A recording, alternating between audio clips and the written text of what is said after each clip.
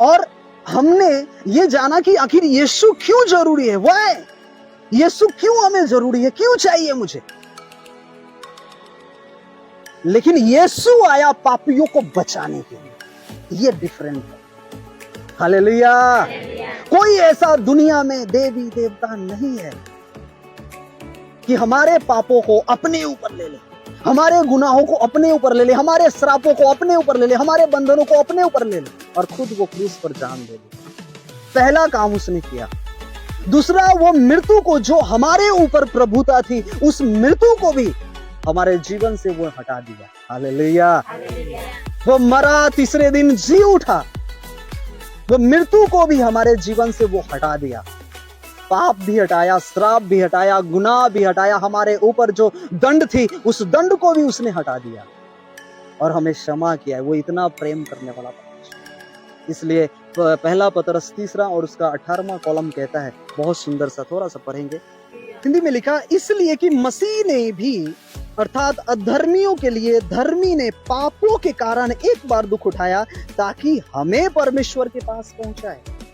हम पापी, हम गुनहगार व्यक्ति उस महान परमेश्वर से हम दूर थे, लेकिन वो परमेश्वर, वो धर्मी, हमारे पापों को लेकर वो खुद अधर्म बन गया। हालेलुया। हमारे पापों को अपने ऊपर ले लिया, वो पापी बन गया, हमें शुद्ध बना दिया। हालेलुया। हमें पवित्र बना दिया, हमारे ऊपर से वो मृत्यु की प्रभुता हटा दी, वो दंड हटा दिया। वो इतना प्रेम करने वाला परमेश्वर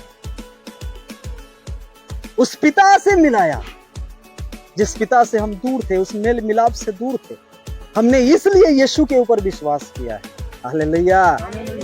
लोग वहां पर भाले लेकर आते हैं, त्रिशूल लेकर आते हैं, चक्र लेकर आते हैं, गदा लेकर आते हैं कि पापियों को नाश करने के लिए, लेकिन हमारा यीशु कुछ लेकर नहीं आया। हमारा यीशु क्षमा लेकर आया, प्रेम लेकर आया, दया लेकर आया कि हम सभी को वो बचाए और क्षमा करे, हम सभी को वो स्वर्ग में पहुंचा सके यीशु मसीह के नाम में। हालेलुया। Praise the Lord. उसने पहला काम किया।